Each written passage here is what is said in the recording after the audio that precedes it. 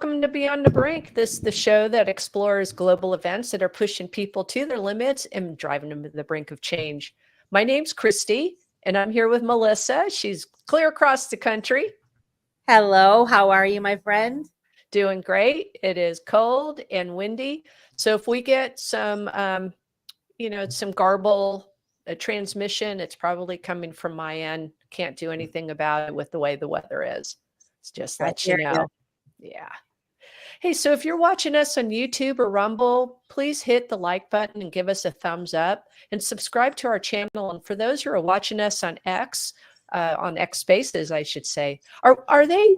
No, they're not watching us on X Spaces. They're joining us. Are they joining us? They are. I figured out, I forgot to tell you, I figured out how to stream our video She forgot to tell me. On the Spaces. So yes, I'm able to stream it on Spaces as well. Well, right on. For those of you who are watching us on X Spaces, please share our space right now so we can get more people in here and join the conversation. And you can catch up on all of our previous episodes by visiting our website at vitabroadcastnetwork.com or hear us on your favorite podcast platform. Just search for us using the handle at Vita Broadcast. So we have, I'm getting some feedback. We must be on Spaces. We're on Spaces. The feedback. Okay. So we have a couple of articles that have come up this last week that we wanted to go over because, the theme, the theme behind these articles is government overreach. And it's really brink-worthy to talk about these particular items. Wouldn't you agree? 100%. Yes. 100%. There's so much stuff going on. It's worthy of a discussion for sure. Oh, absolutely. So over in the EU, those doggone Europeans, they want to go ahead and ban Bitcoin. And there's some reasons why you should care. And I think you can probably put up this article if you like.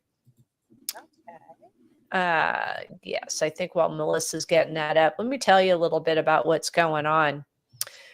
Well, of course, the European Union, they like to take pop shots at their favorite poster child, which is Bitcoin.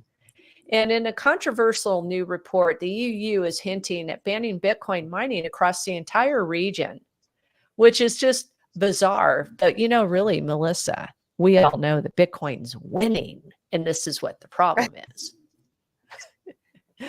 So the controversial report from the UA takes aim at Bitcoin mining energy consumption and alleged capacity to enable criminal transactions.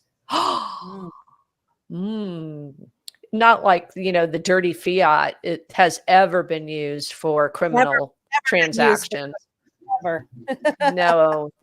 That's why when you touch, the fiat, you probably have drug residue or something on your hands. Why you should wash your hands after handling fiat. Digression there. So while these criticisms are a familiar refrain, the threat of a regional proof of work ban is unprecedented. Just that right alone, proof of work versus proof of stake. It's like proof of stake is poof, we can just make coins. Whereas proof of work, you have to work to make the coins. I mean, it's pretty straightforward. There's, of course, much more to it. But nonetheless, it's just, it doesn't make sense for them to do that. It's just because Bitcoin can run on its own and it doesn't need a central government. So the crypto community is springing into action to counter what it views as a misguided policy. Daniel Patton, who runs the VC firm CH4 Capital, warns that if adopted in the EU, similar rules could spread through the region as a global standard. And you know what? It might just migrate here to the United States. This could be a major blow for Bitcoin specifically and crypto broadly. I think overall, just personally, I don't think this is going to happen, but I just think that they're blowing a bunch of FUD up our skirts. So Batten implores the community to challenge a common misconception, like the idea that Bitcoin mining negatively impacts the environment, which we know it doesn't. Bitcoin really only works well by gobbling up stranded energy, and it saves, and it's clean, and it forces innovation. So, and then studies have shown that a majority of Bitcoin mining utilizes renewable energy. I mean, it's not like they're, having to go drill for oil to run Bitcoin. They usually use some of the residuals, like flared gas, rather than it going up into the environment. They can harvest that and contain it and use that to run miners. It's really cool. I just say whoever's trying to do this in the EU needs to get educated. Well, So, well, I'll let you finish on that. I did pick up something, if I can find it, that I want to share, but that has to do with the Bitcoin mining for those that don't maybe know exactly what it is. I was going to share thoughts on. That's the point. Many of them don't know what it is. So they think it's just bad because, there's some sort of narrative going around. If you listen to, our favorite dystopian regulation monger, Elizabeth Warren, if you listen to anybody like that, Bitcoin bad, Right. bad. It's just not okay. You know what I wonder, Christy? And I think that there's so much fear, uncertainty, and doubt that's spread intentionally, so that people are confused over it until they're actually ready for what they know is going to happen. So, and as we get further along in the show, we're going to bring up some other points that'll kind of reinforce that. But Right. I just think that they don't really want you to know, because right now you have the greatest opportunity to get the Bitcoin yourself, the real Bitcoin, and put it in your own wallet and your crypto, that sort of thing. And so there's a lot of reasons to hold it, in my opinion. And then the fight over this and the false narratives against the energy. I mean, it is true that it does consume a lot of energy. But I think that when you look at the fact that it is enabling countries like Africa to like how we talk about banking the unbanked, they're electrifying the unelectrified, and using Bitcoin miners to do it, where they can't run these power lines and things, where they wouldn't actually have access to it. And so there's a company called Gridless in Africa that specifically is electrifying regions of Africa that are not on a grid, or the grid is just so unreliable. But the thing about Bitcoin using a lot of energy, does a toaster use a lot of energy? Does a washing machine use a lot of energy? Yeah. So when we look and try to compare a Bitcoin miner to appliances that we are already accustomed to using, and realize that those two devices that I just mentioned uses more energy than a Bitcoin miner, that I think helps put things into perspective. So when you have, hundreds and hundreds of Bitcoin miners running, of course they're going to use a lot of energy, but so does any other factory or manufacturing plant. They use gobs of energy, but they're not using stranded energy. They're not using energy that is going that it's going to go up into the ether. Yeah. So, well, just so for those of you that are just maybe looking into this and maybe ran across this space and you don't even really know what we're talking about, Bitcoin mining is the process by which the Bitcoins are created and added to the circulating supply. And basically it serves as the mechanism by which the transactions then are verified and added to the public ledger, which they call the blockchain. And we won't dive too deep into this, but the process involves solving complex mathematical problems through the use of specialized computer hardware. And they use what's called ASIC computers, which they're specialized integrated circuits or GPUs to solve those complex mathematical problems known as the hash functions. So that is what's taking all the energy, is these ASICs computers, and they get super, super hot, right? well, they can. Depends on how you cool them. Right. Well, the ones that I was looking in some of the clips that I came across, these big warehouses where they have the miners in them, it's very loud and Yeah. it's hot, but they bring in the cool air and they push out the hot air to keep them so that they don't get, they don't overheat. And so that is what a lot of people are using as the argument against this proof of work way of generating these Bitcoins and processing the payments.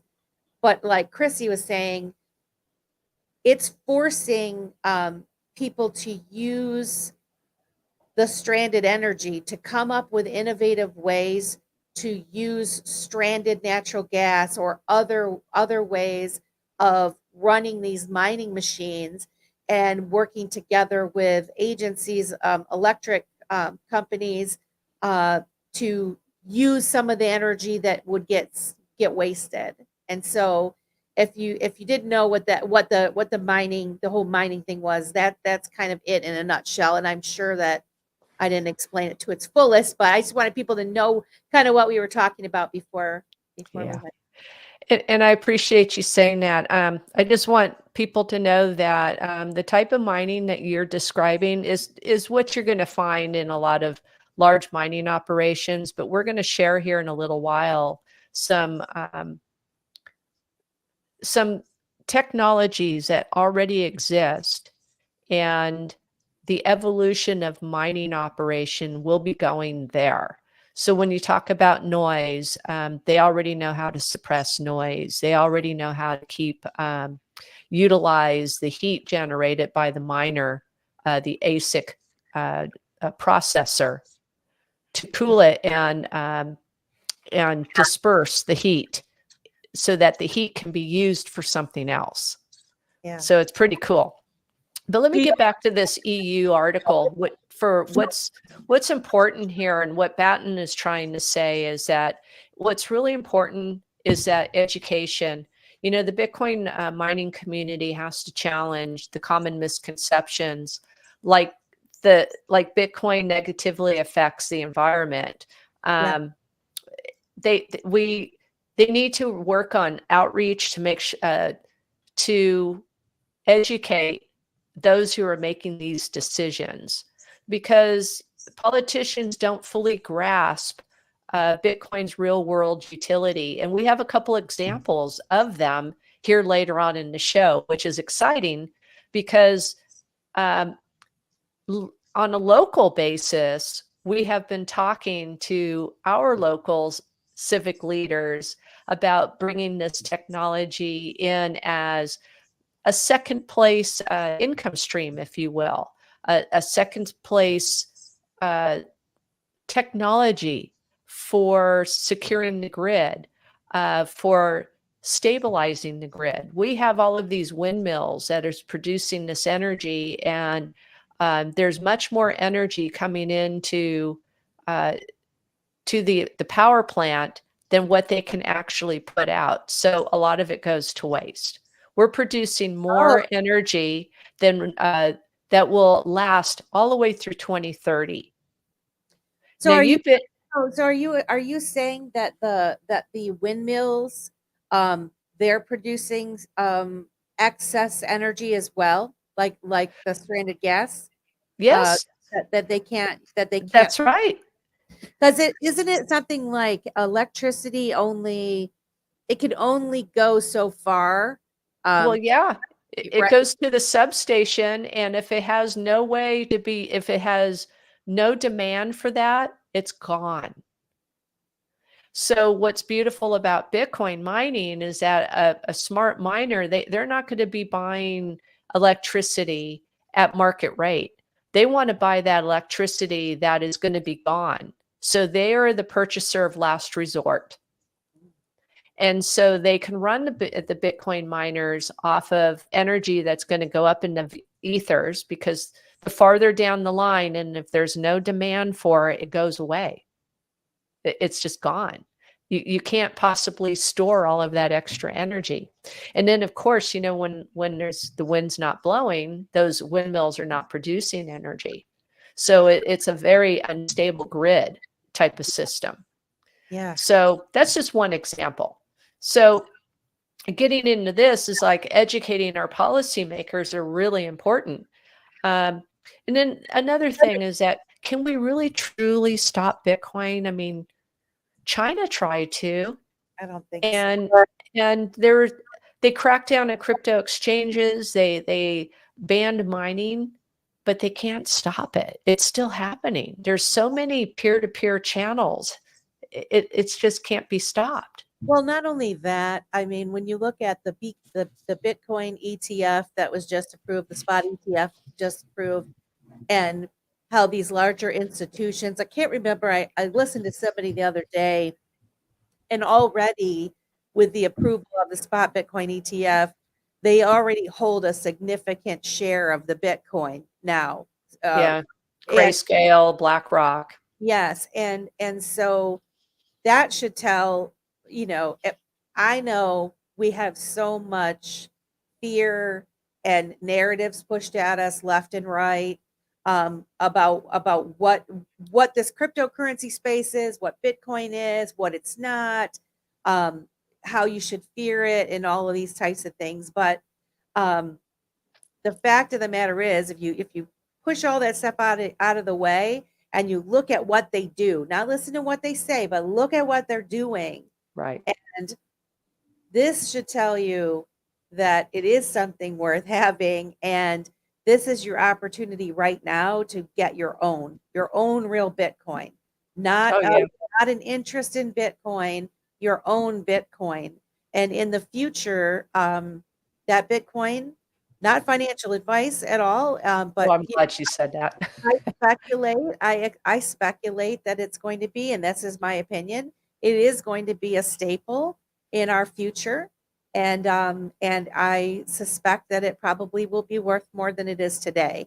At minimum, it'll be worth what it is today, right? So it'll be much more stable as we get more and more a mass adoption, and having these big corporations and saving funds and those types of things buying into it is just to me, it's an indication that it's going nowhere. So when you got someone like Liz Warren talking bad and crap about it, I mean, she really makes herself look silly, in my opinion.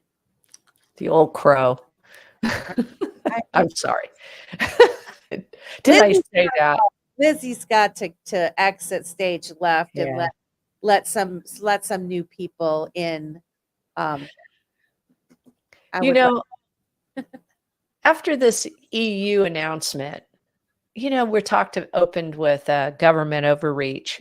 Well, doggone it, by golly, was it just a coinky dink that, like, the very next day, the Biden administration announced an unprecedented emergency survey that's going to be conducted by the U.S. Energy Information Administration.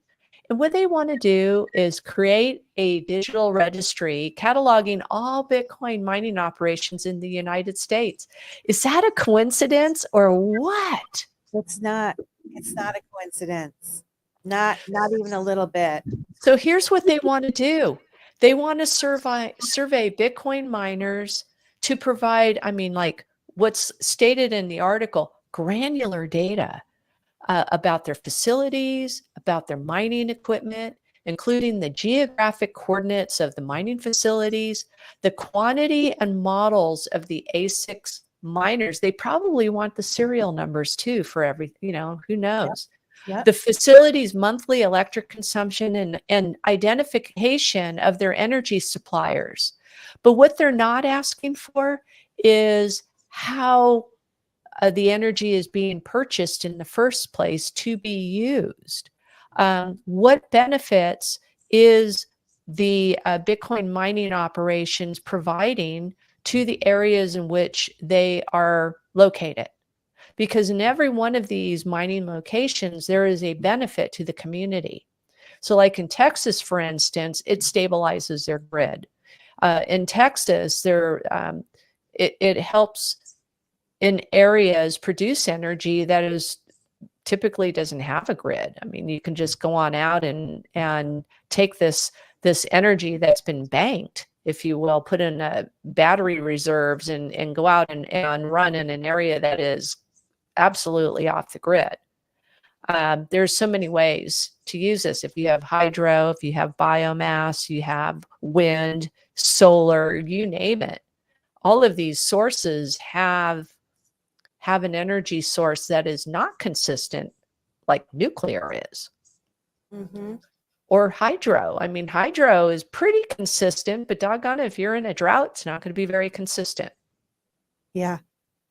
Or it kind of makes it hard when you have a heavy duty freeze. That can be hard on the grid. But in any case, Bitcoin mining is very beneficial in that way. So Marty Bent is somebody who was writing this particular article about what happened here in the United States. This was just a few days ago.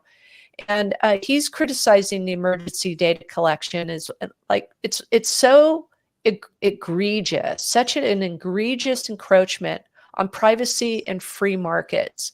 And here in the United States, we have a Fourth Amendment that protects us from such overreach.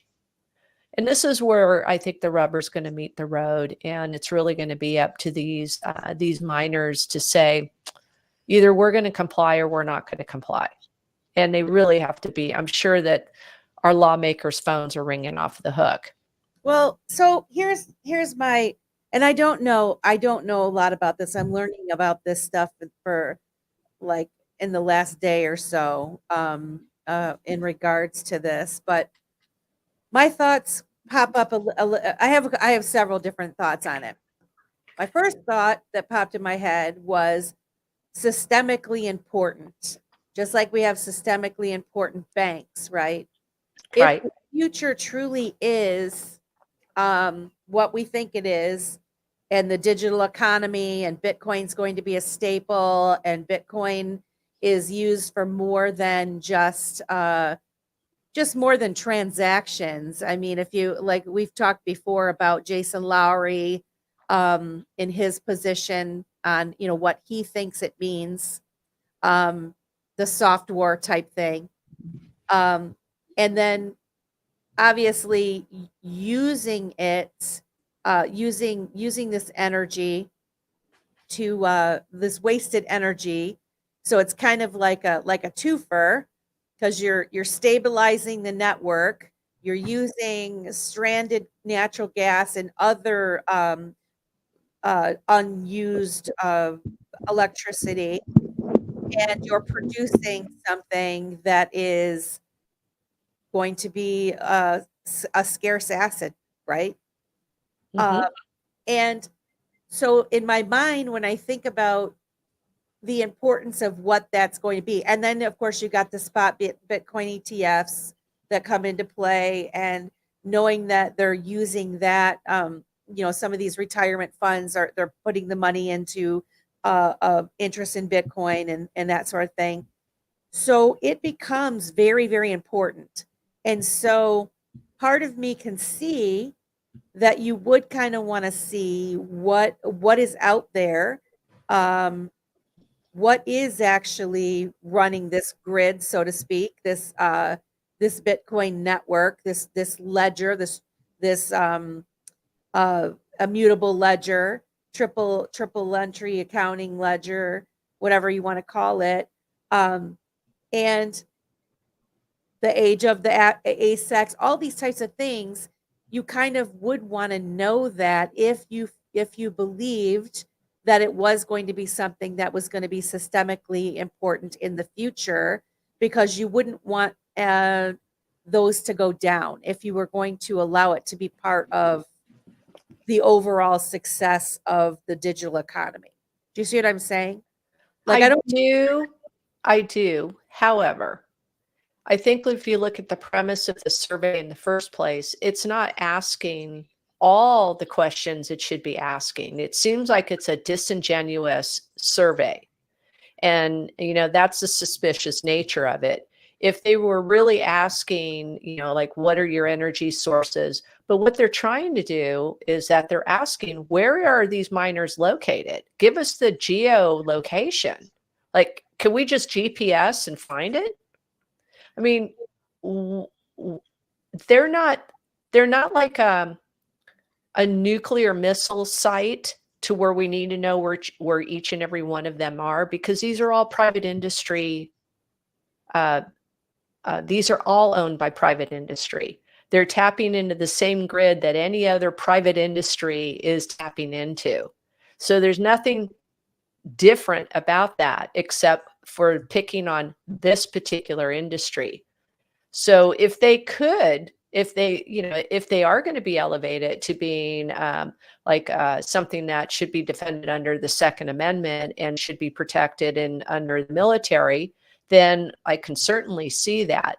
But they should make it be well known so that they would have willing players rather than these people who are obviously very suspicious, because the way it's coming down, it's like another intrusion. Look at, it could be another choke point operation. I thought that this survey was sent out to the participants that were already kind of playing ball, so to Well, I speak. think they were playing ball to a certain extent, but now when you want to know where a particular miner is located, can you give me the geo coordinates? And without giving the additional information.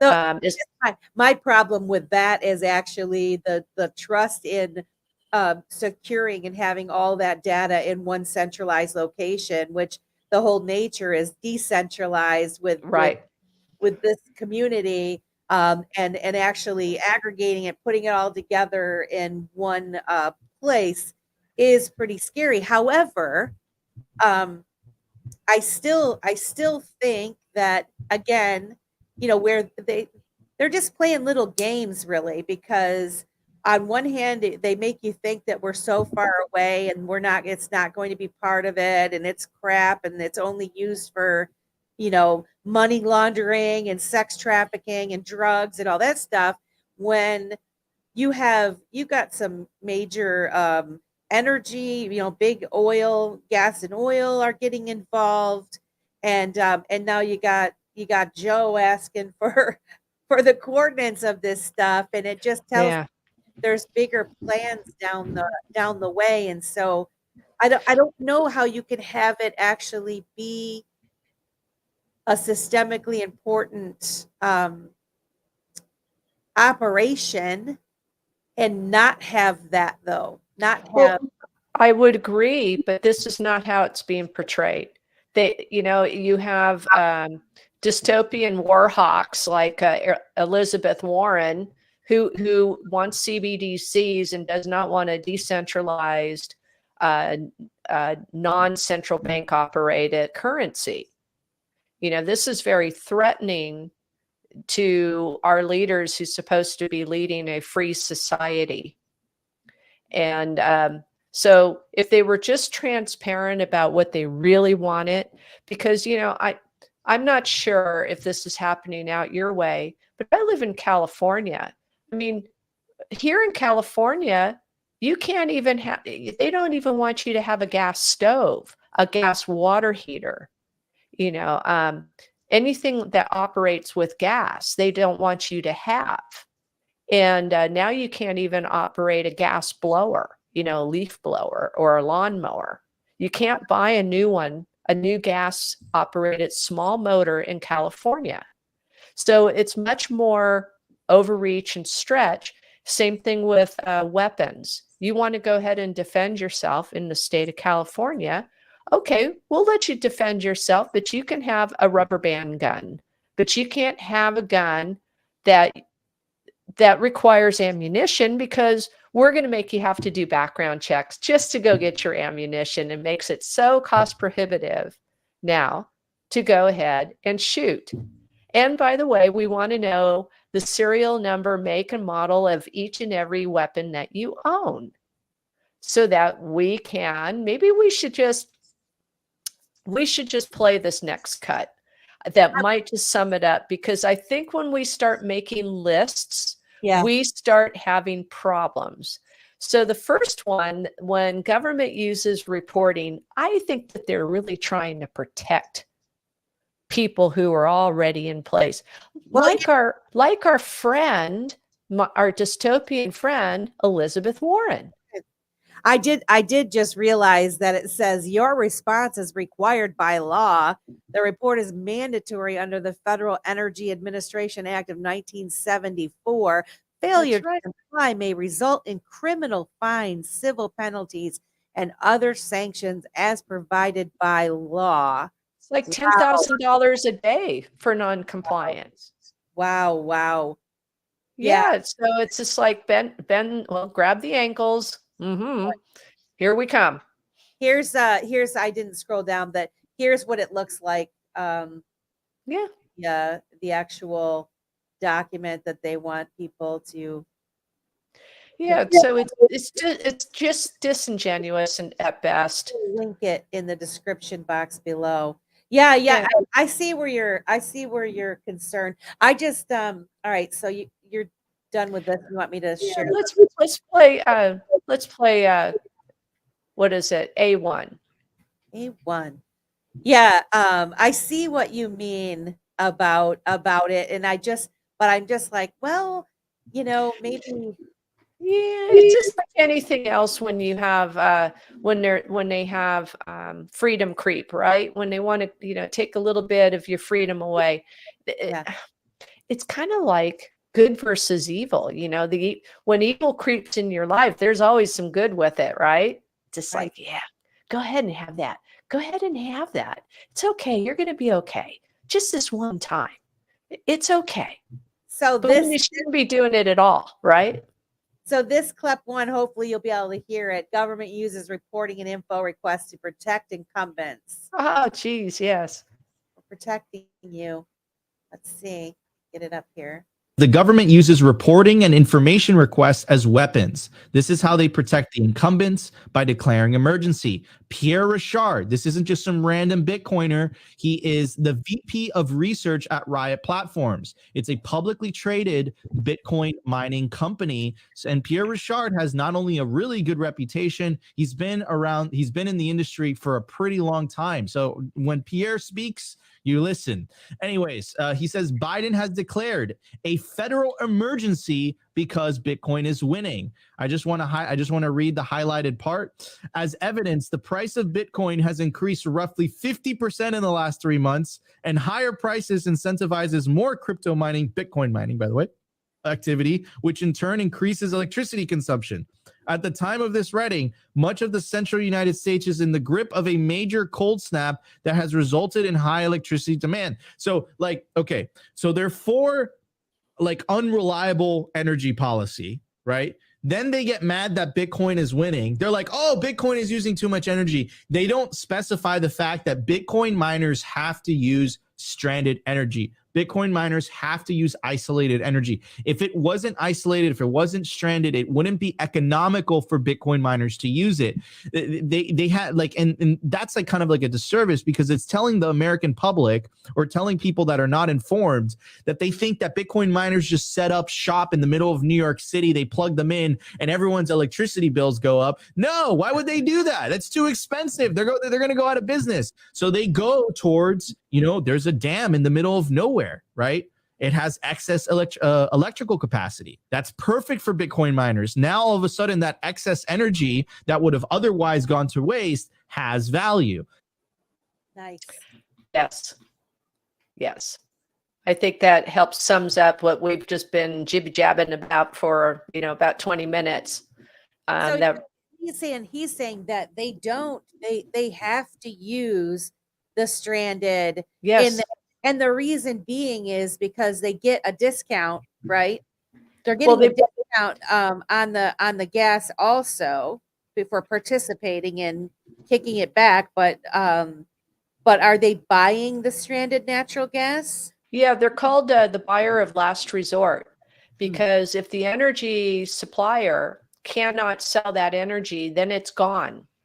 Yeah. So what a Bitcoin miner will do so that they can be profitable, and the reason why they're so innovative, is that they can sit back and only utilize stranded energy. So most of the Bitcoin miners, that's the only method of operation that they have, is to use stranded energy. So, I mean, what a good way to purpose something that was going to be gone and wasted. It's kind of like letting your rivers that come from the mountains go all the way into the ocean, and you can't capture that water, and then you have a drought. I mean, we've just lived through that, right? Here in California. So because we didn't have ways to capture that water, so it went to waste. So Bitcoin is the buyer of last resort, or I should say Bitcoin miners. So, then what happens when you start building the list? There is something that happens that the government, once they have that information, generally, they can maybe confiscate, once they know what you have. I mean, it's happened in our history so many times, and it has happened in other countries. Venezuela is a good one, especially when it comes down to Bitcoin. Once they knew where all of these operations were, they went in and nationalized them. Well, that actually that you said that, because that's just what popped in my head as I kind of thought, well, that the government, like Biden, can go in, and it's not just Biden. It'd be another. If somebody else was in there, they would probably do the same thing, because it's the government. They come in, they're asking for all this stuff, and it's like, you're asking businesses their proprietary information, their personal information, and everything, to where then you could actually just try and reproduce it yourself. It's like making me think they're wanting to see, could they do it themselves?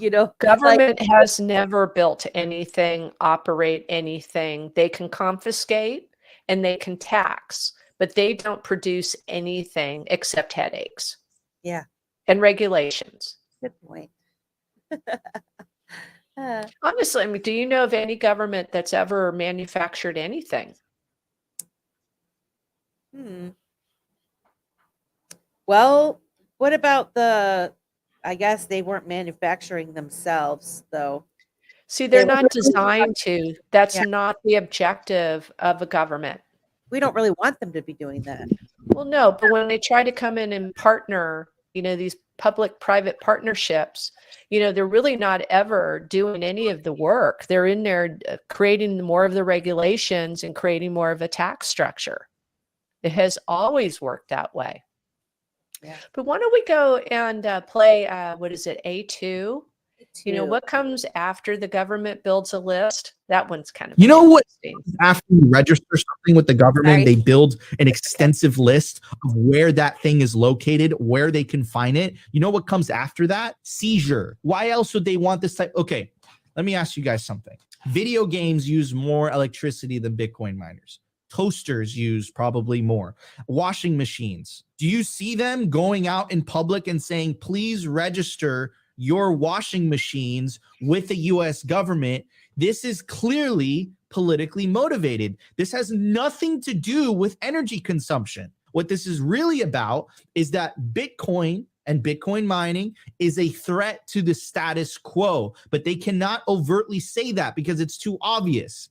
So they're using anything that sticks. This is a clear attack. This is a complete violation of the Fourth Amendment, which is no unreasonable searches and seizures. This is crazy. This is insane, right? And this, like, and of course, and if they get into a pickle, what will this lead to? Seizure and confiscation. Okay. Question. Yes. Number one, who is that speaking? Do we know? I do, but the name is not bubbling up to the surface. You'll find them on Simply Bitcoin. Okay. I will say this. I would like to see the data that backs up that a toaster uses more energy than a Bitcoin miner. Because what does that actually mean? Like, is that as if you had your toaster going all day long next to a miner, or the amount that you're using it? Because I don't think that I don't really see that as a good argument, really. Well, I'll give you an example. A long time ago, in a real estate transaction, I was selling a house that was next to a huge distribution tower. You know, the big towers. I mean, and they've got the transistors, and okay, you can hear the electricity going through the lines. Yeah. And it was very difficult to sell this house. And so we had some prospective buyers come in, and they wanted an energy study done. And it's like, wow, this is something so unique. So PG&E came in, and they had these special devices to be able to measure the amount of energy running through various appliances in the house. And I can tell you that a digital clock was running at more hertz than the microwave. The microwave ran quite, I think it was like 98, but the little digital clock, and this was going back, I'm going back 25 years at least on this. A little digital clock was at 1600. Wow. Right. And that's running right next to your head, because most people had these right on their nightstands. So you can measure the output of everything. And so if you had an A6 miner running all day long and a toaster running all day long, and presumably the toaster doesn't burn out because it's not made to run like that continually, right? It's probably going to consume more energy. It's going to get hot. It's going to it's going to do the same things because it's a machine. Right. That makes sense. I guess that's because I was just like, oh, I don't know about that. But yeah, I would love to actually have one of those to go around and test all the things in my house. Yeah. The amount of it blew my mind, because I didn't expect that. I thought for sure, you know, you hear so many things about how terrible microwaves are. Don't stand in front of the door, you know, you're going to get nuked. And but it's like, I don't know, 200% less. Wow, that's incredible. It is incredible. The cool thing about Bitcoin and this digital asset space is it gets you asking questions, anyway, of things that I just wouldn't have asked a question about, or maybe it would have taken me a long time to ask those questions. And so I just think it's so interesting. You know, no, could information be fabricated, you know, like to create propaganda to control, you know, us, you know, sovereign individuals? And the government is failing to recognize the net benefit of Bitcoin and the power of independent media and so forth. So I think it's just really important that we keep that in mind and what all of this really means. And when we want to do a simple survey, we're asked to do surveys all the time on a personal basis. And Yeah. a lot of times we just freely give up that information, but why aren't we questioning that either? Yeah. We should be, because we don't know what that data is being used for. Why all of a sudden would they pick me to ask me questions about my health, for instance? Yeah. You know, what are they trying to get, or find out how our home operates, our own energy consumption, if you will. Yeah. There's so many weird surveys that we've gotten, and I'm sure you have as well. Yeah. But we've got a couple more clips here if you want to play the next one and keeps this narrative going. All right, The next one is confiscation happens after registration.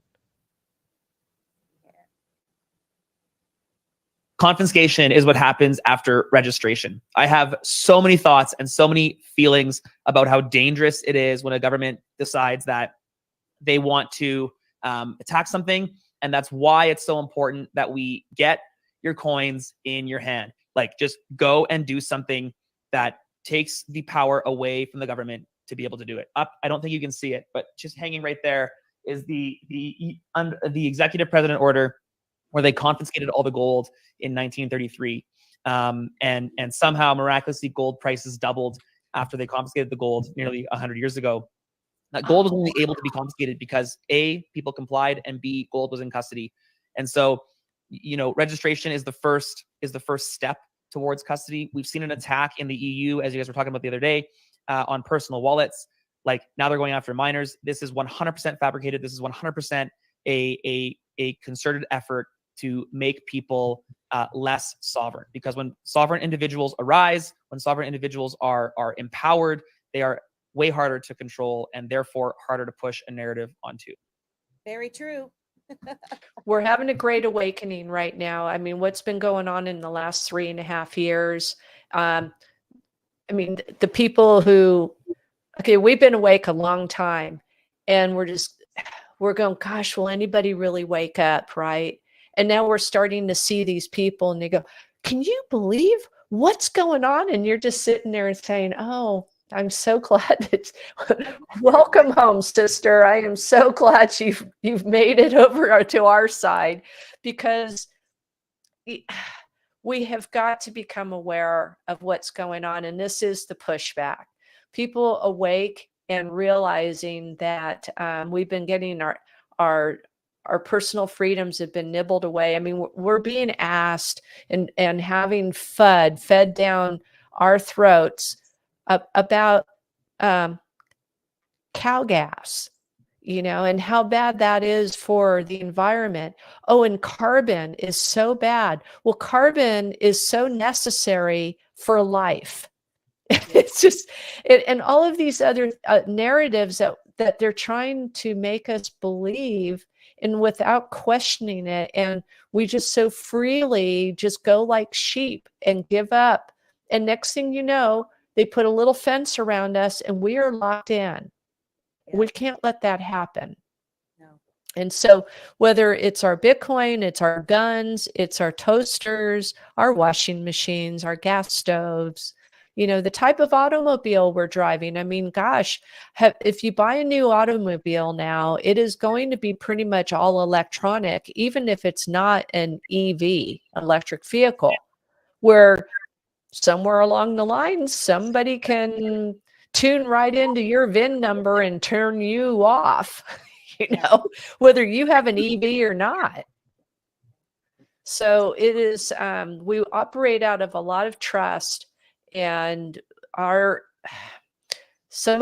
many of our elected leaders, our incumbent leaders especially, has betrayed that trust, and they don't deserve it. And we should question everything, for the good of everyone. Yeah. No offense, but we don't need to trust you just because you said we should. Right. And with all of this control that they're trying to do, they want to centralize something that's not centralized. confiscating miners. I mean, it's impossible for Bitcoin ATM companies to function with this kind of stuff. Yeah. They just have to do a non-compliance just as a whole industry, so that to get to the point to where it is a system, if it is determined to be a systemic necessary part of the security apparatus of the United States, then by all means, then we all come together and we share that information. It needs to be shared. That's what I suspect is the. I do too. I think we'll get there.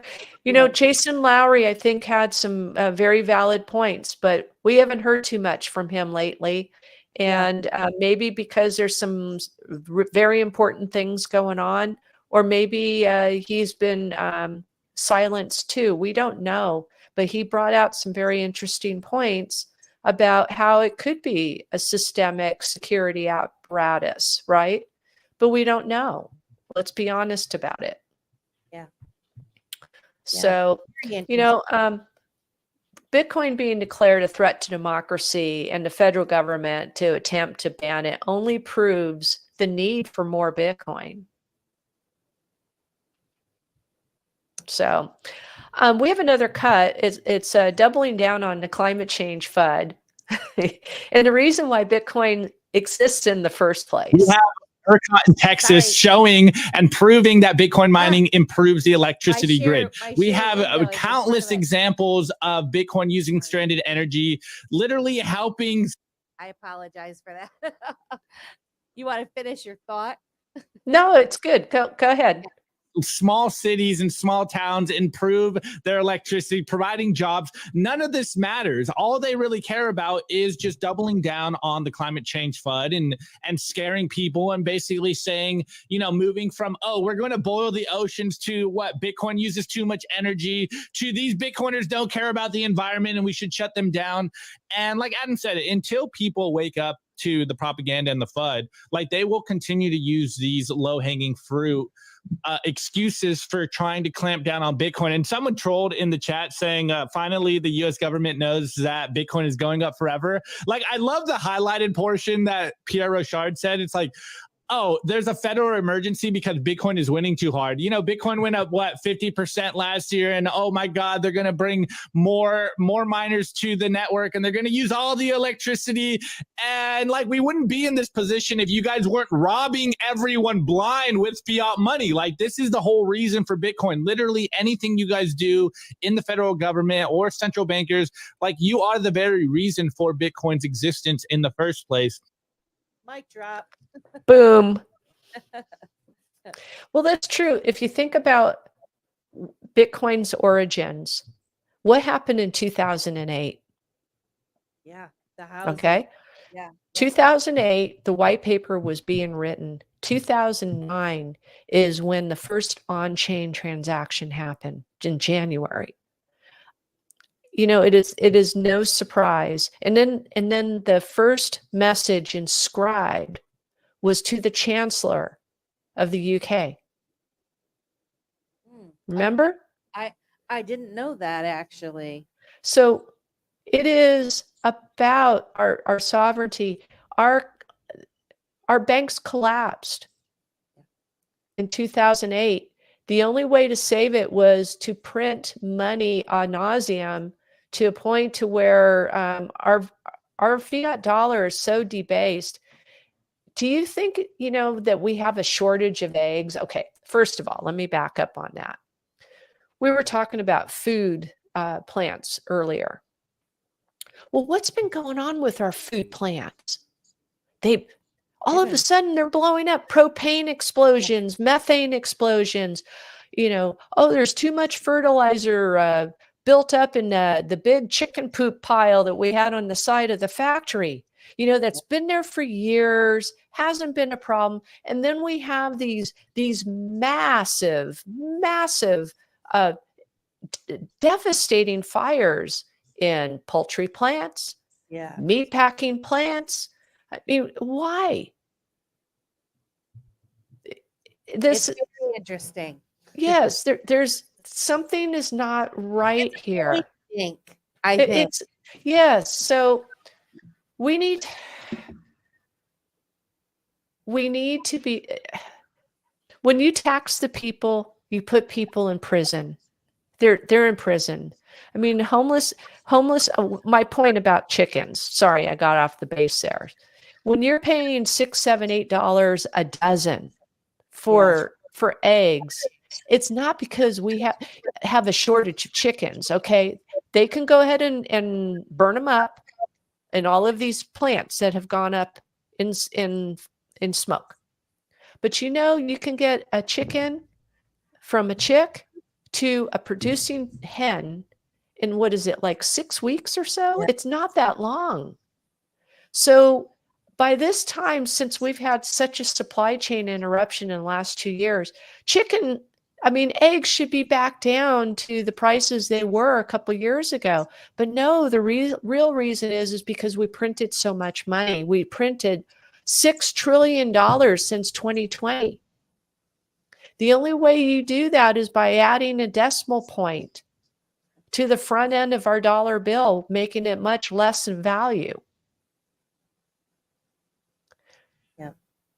So, I mean, when you're going to McDonald's and you get yourself a hamburger, a drink, and some fries, and you're paying $17. It's crazy. Yeah. I'd rather go down to a sit-down restaurant and pay $17 and be served, and it's going to taste a lot better. Absolutely. Yeah. The last yeah. time we went out to eat, it was 30 some odd dollars for 2 people, and the food is poison. Yeah, yes, and that's another thing. Buy that. That's gross. Because they can't really put real good ingredients in the food. They've got to give you Frankenfood.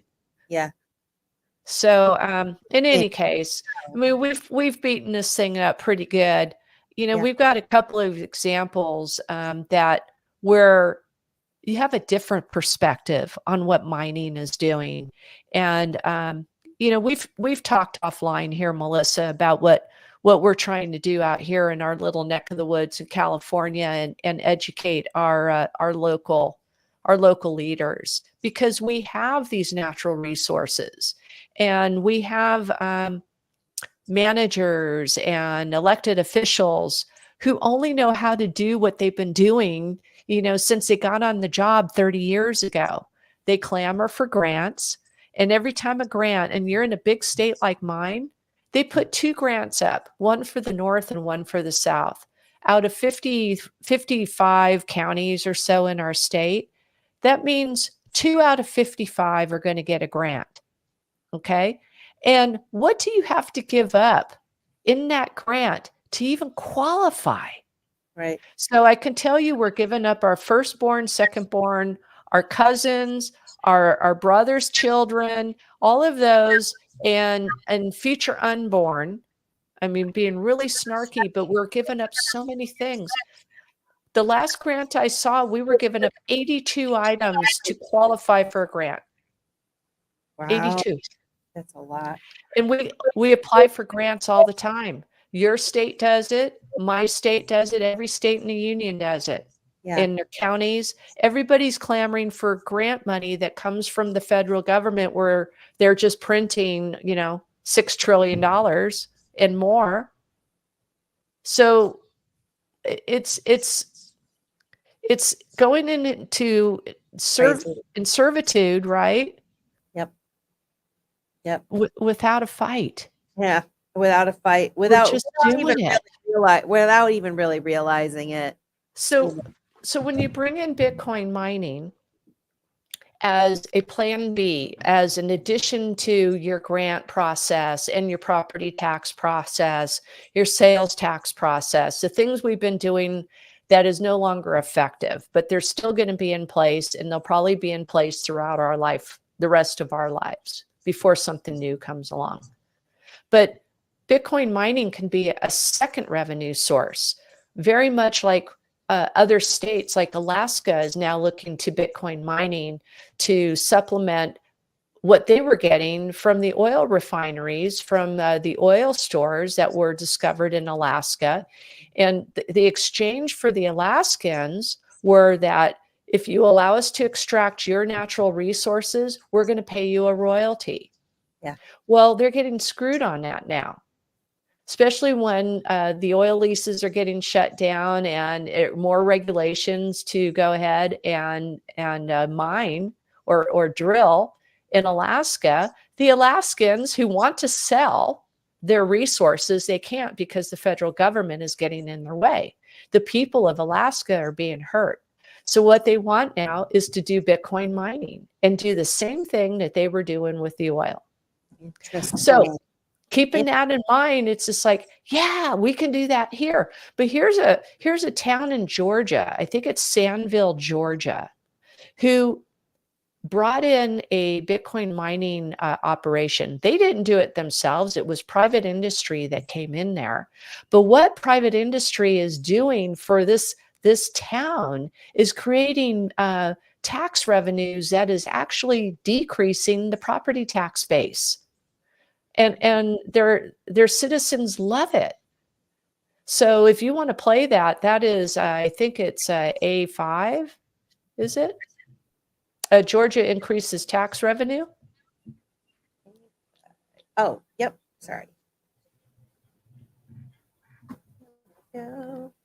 That was Welcome back. really Mine in Sandersville has nothing to do with mining at all, but the Bitcoin mine is definitely making an impact on the city. Hold on, I can actually share the clip. Yeah, it's Sanderville, I believe. Yeah, Not let's see. Sandville. Let's see if I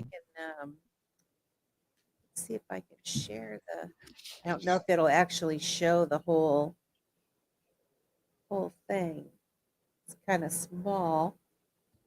Well, we'll see. I'll do it. Yeah, kind of see it. Welcome back. The newest mine in Sandersville has nothing to do with mining at all, but the Bitcoin mine is definitely making an impact on the city's economy. You guys, the facility is truly massive. Take a look at this. That's just the power station. In fact, like I said, it even has its own power substation just to help manage the 250 megawatt power output. That's about 10 times what it takes to power the entire city. There were some trees in a dirt field, right? It's come a long way and moving really quick. Fast forward 2 months and a sprawling tract of land is turning into a sprawling Bitcoin mine. We're halfway, you know, up the hill. Is there a clip? There's an actual clip from Twitter or something, isn't there? There was, yes.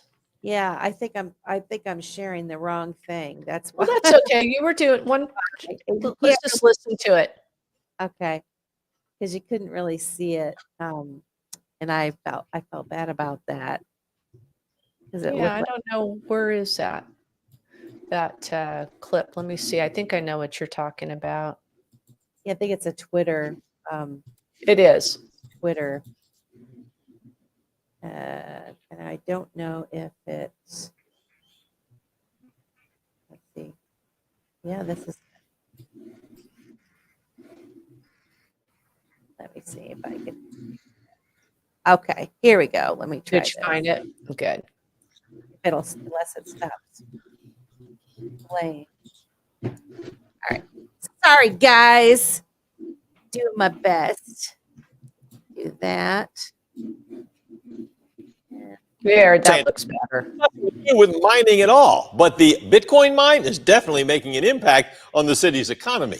You guys, the facility is truly massive. Take a look at this. That's just the power station. In fact, like I said, it even has its own power substation just to help manage the 250 megawatt power output. That's about 10 times what it takes to power the entire city.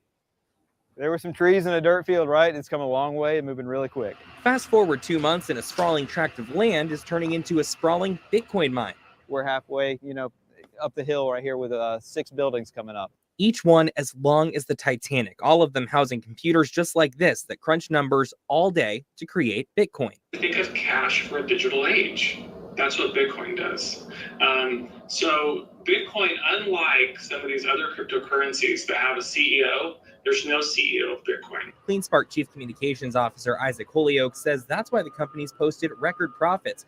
He says more people are buying in and they need to help meet the demand. So they're expanding their Sandersville facility to become the company's flagship. There is more energy in Georgia than there is use for that energy. Sandersville City Administrator Judy McCorkle says that creates an advantage for them. Since the city manages its own electric company, It reduces bills for everyone else.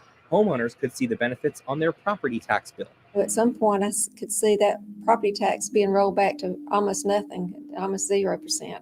And that's huge for us. CleanSpark site manager Bo Ginn says those effects will be even stronger after they expand.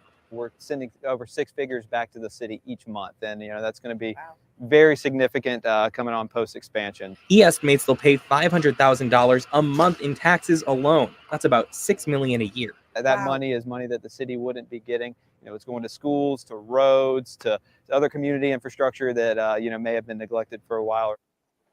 That's incredible.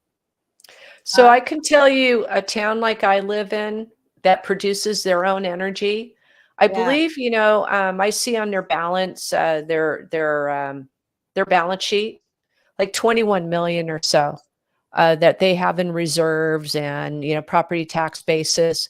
So they're bringing in 6 million in taxes from this one mining operation. Wow. So that could effectively exceed our own property tax basis. Right where I live, where we produce our own energy, we have more energy produced than what can possibly be used. And I think that this situation is not unique to us. It exists everywhere. It's just that this is the beauty of innovation and new technologies, and we're right in that time. I mean, just like 30 years ago when the internet first began, that was a marvel, and here we are. We're still don't even realize all the true benefit of what we have right here, but we want to vilify it because it uses energy. Well, we're getting to a point where energy should be free. They vilify things that they don't understand. Also, there's many people, if you try to have a conversation, they look at you like cross-eyed, like they have no idea. And so I think sometimes for folks it's easier to identify with something that other people are parroting because they're lazy. So, not to be offensive, but I mean, because I'm lazy in a lot of things also. But sometimes people they get lazy, and it's easier to trust people, listen to people that we trust already, and just jump onto their bandwagon and what they're kind of thinking about. But I was thinking, if with the potential for this to be saving taxes like that is all the more reason to really get involved and make sure that, like, at the forefront of this, that is a condition. So, like, I'm envisioning, how we have to vote for things, right? When it comes to, do you want your property taxes to be raised, or do you want this? Do you want this mining thing in your facility or in your community? And they're going to partner with this and that. And what does the community think of it? And have something in there that says, it's going to lower your taxes, right? And that's the stipulation of it, so that the county or city can't just decide they're going to keep the money on top of, right, have their cake and eat it too type thing. Yeah. Well, I think if it's pretty hard for a city to spend extravagantly when they haven't been, that they're always clamoring for money so that they can, fill the pothole roads. If you go over where I'm at, they do pave the roads, but you might only get half of your road paved because the other half is still okay. So you go up a street and you're going, oh, they paved that side, but they didn't pave the other side. And it'd be kind of nice when you can just have pristine roads and you can have terrific infrastructure. So I just think we're only at the tip of the iceberg of what's coming. We have another clip here that is really cool too. And this is about just your everyday entrepreneur, just put some things together on YouTube and is running their business using Bitcoin mining to heat the business and repurposing its energy to support the Bitcoin network. So they probably have a net a very low energy cost overall. This is what's really cool. Check this out. I just moved to New York, going through a little bit of a rough time. I went to the Russian baths on 10th Street, and I left there feeling better than I had in years. So he started his own in an old soda factory in Williamsburg, Brooklyn. We built this place for the hardcore sauna heads, for people who are trying to optimize their performance, their longevity, their overall health. But while the bathhouse is designed to evoke ancient tradition, what's going on behind the scenes is cutting edge. Step behind the old school facade, past the dryers and the back of house staff, and you'll find the pump room, where the waters piped into the baths are heated up to 104 degrees. But you'll also find something extraordinary. Computers submerged in fluid, serving dual purposes, heating the water and mining Bitcoin. It kind of clicked in my mind. Bitcoin mining produces heat as a byproduct. I buy energy to create heat. He found YouTube videos of hobbyists using Bitcoin to heat their pools and hot tubs. Instead of cooling the computers with fans, they're submerged in a specially engineered biodegradable fluid that doesn't conduct the electric current, but does absorb the heat, which a heat exchanger transfers into hot water that moves directly into the pools. I was able to make hot water really easily. So then it became very apparent that this was going to work. Bitcoin mining is really important. Let's design a system and scale it up. And it was very easy to do. So cool. So this was an expose done on Reason. So if you were to go to reason.com, you know, the magazine Reason, and you can find this expose on the Brooklyn, New York business that's mining Bitcoin. Very cool. It is cool. So, I mean, that was really creative. And he went and looked on YouTube to find the answers. That's even more amazing. And he's got a beautiful business. And I mean, that is the beauty of this innovation. I mean, I personally know people who heat their home with Bitcoin miners. They live in what is it? It's northern Washington, Canadian border. And at this time of the year, excuse me, there's a lot of snow up there. They're the only house that doesn't have snow on their roof because they're heating their home with their Bitcoin miners. I think that is fascinating that they can do that. I actually have a clip to share, if you don't mind.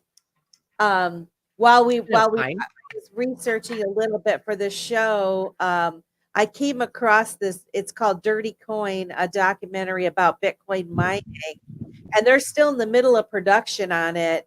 But this is kind of a promo for the film. They actually did a film earlier called Stranded, and but anyway, I thought that this was an interesting cut. So I am going to share this with you guys. I mean, it's just incredible what people are just even trying to do now.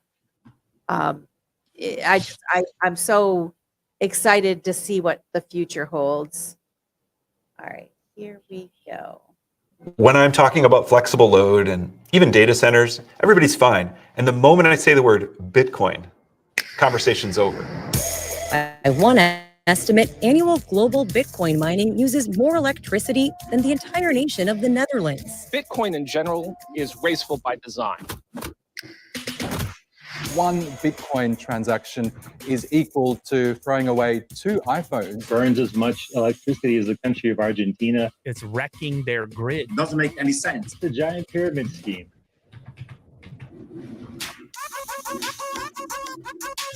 Bitcoin mining does consume a lot of power. It's the reality of it, but it's not necessarily a bad thing. A lot of facilities, mining rigs and facilities, will tap themselves to energy infrastructures that have basically unused energy. What if you turn that flared gas into another product that you could sell? We're not really looking at the problem in totality. The energy that we're sourcing is from green renewable resources. Why wouldn't we want to produce that kind of energy for a new financial system that creates freedom, transparency, independence? We have the flexibility to shut off when the grid demands additional capacity of power. That flexibility is a very unique property to Bitcoin mining. So if we compare one Bitcoin transaction to 100,000 Visa transactions, Bitcoin will still require up to 10 times more electrical energy per transaction. I think we're at an incredibly pivotal moment right now in the evolution of Bitcoin mining. The next wave of Bitcoin adoption comes from the energy companies. Bitcoin and the changes that it implies will not just be rainbows and unicorns, because we're replacing a system that has a lot of debt built up. And I don't just mean monetary debt, but moral and ecological debt. The most cost-effective ways of generating power to power Bitcoin mining are actually solving key energy infrastructural challenges. So we've got a stigma attached to Bitcoin that's actually standing in the way of us doing what we need to do to make the transition to a decarbonized economy.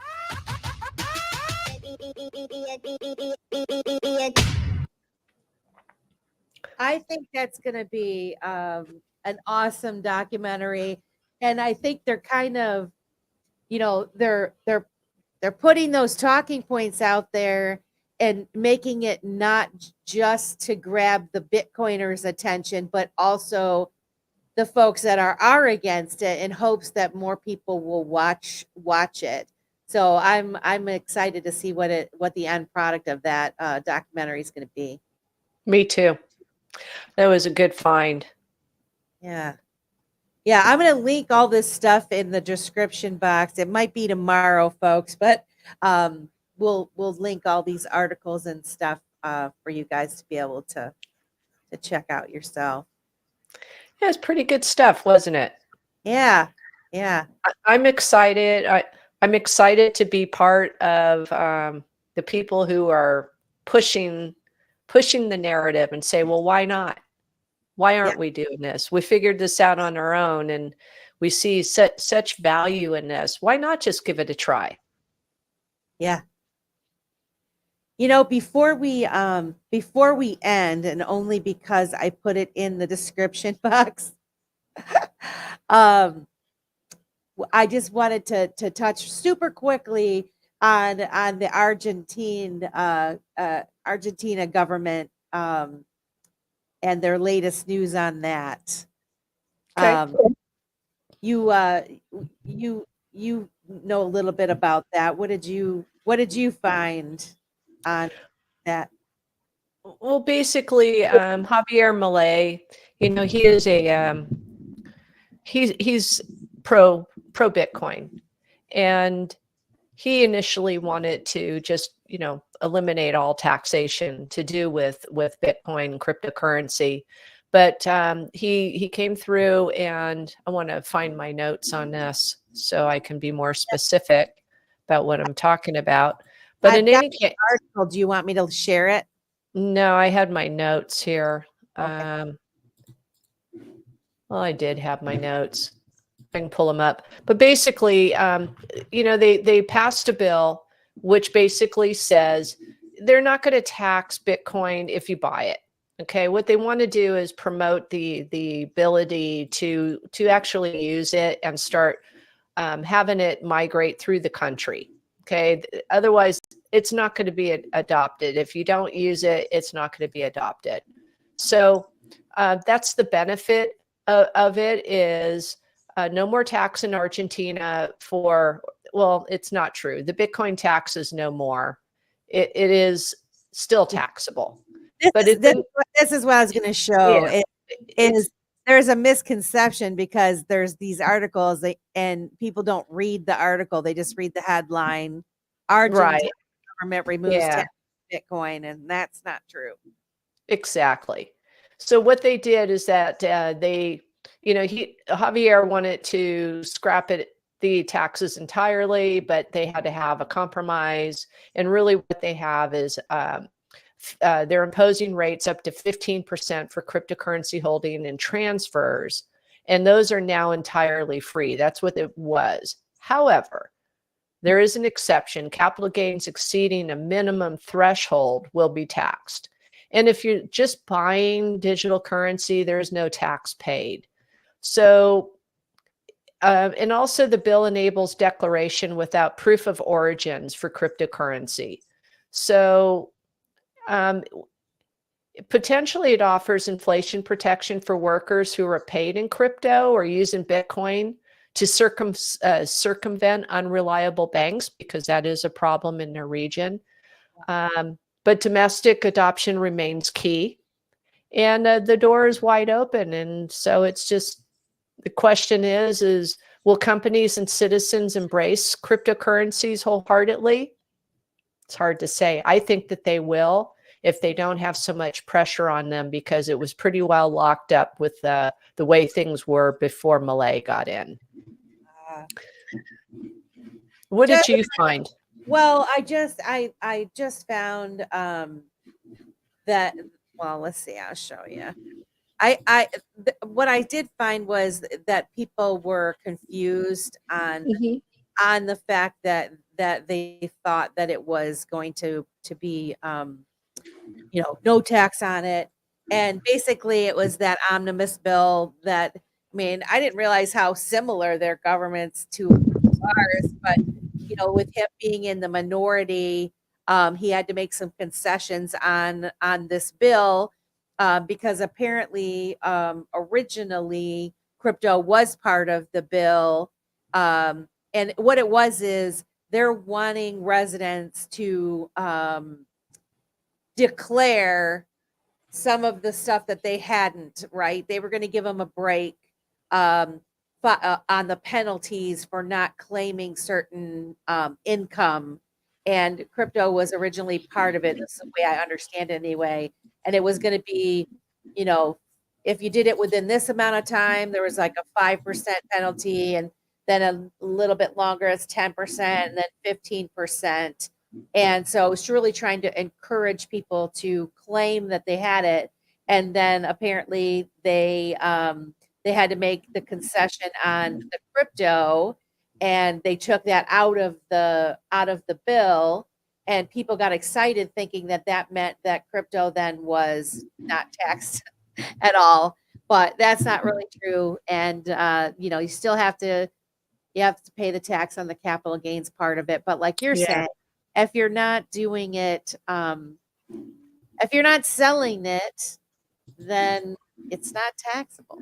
Yeah, it's not taxed on your purchase, and you don't have to report it. They don't want to know what the origins of it is. So you still have freedom to buy. Yeah.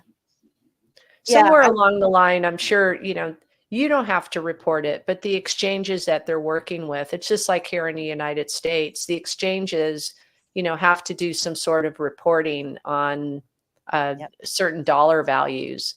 So if you exceed certain dollar values, then it prompts a reporting. It's almost like going to the bank and withdrawing too much money, and then you have a SARS report done because you took out too much of your own money. But that's how it is. So I think they will have a global set of standards for that. I think so. We're coming to it. We are. We really are. The more that you look into it, like I said, I never really paid attention to Argentina and their government, really. And so again, here's Bitcoin and digital asset space that's getting us to look into other countries. And we're, as Americans, starting to really pay attention or give attention to other countries and the way that they have their governments and the way they make their decisions, where a lot of people from other countries, they know all about our government. Well, and more than we do sometimes, right? They certainly do. And it's interesting how South America is kind of leading the way on all of this. You have El Salvador. I mean, just the terrible situation in Venezuela. Many people surviving in Venezuela because of cryptocurrencies. Yeah. I mean, we have a good friend who was with the Dash organization, and he was flying all over South America exclusively in cryptocurrencies. Wow. Yeah. So using Dash, which is also a proof of work coin. So, yeah. But I do think the SEC said for some reason they were security, probably because of their DAO that they set up. But in any case, that's a whole other story. This was a great chat. Yes, I appreciate everything you brought. Oh, yes. What we should do, when we say goodnight, we close off. I think, did I send you the clip on Robert Breedlove? Let's see. It should be A7.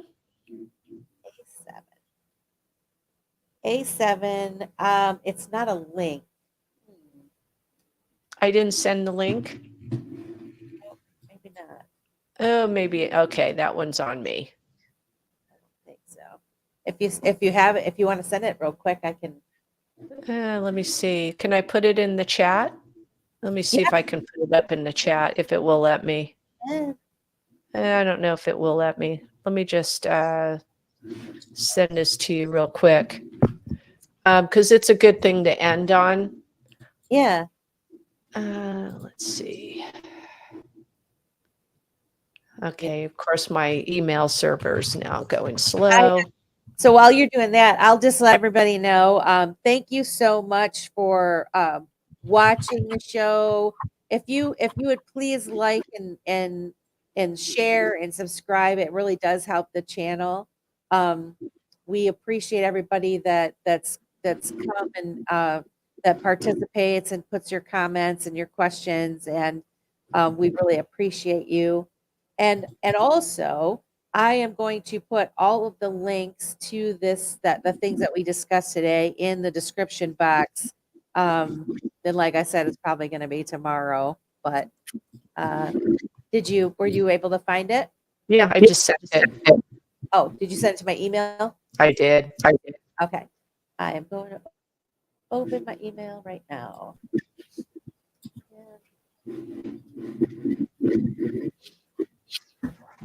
Now, probably to the foremost experts who do a deep dive and deep thinkers, there are several, but they're poster childs for or grand cheerleaders for Bitcoin. You got Michael Saylor and Robert Breedlove, and this is a clip by Robert Breedlove.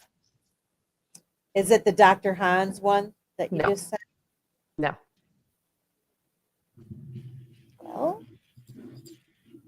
that's the only link I'm seeing in here. Dr. Hans on Twitter. No, I sent it. It says Robert Breedlove in the subject. Well, that's okay. We can catch it another time. Yeah, I'm like, unless you send it to a different email address. Nope. I don't have. Yeah, it just might take a minute to hit the server. Gotcha. Sometimes those files they don't go too quick. Yeah, especially if it's a longer thing. Well, my friend, I appreciate you. I look forward to next week, and I hope everyone has a good rest of the day. And we will see you next time. Good night. Good night.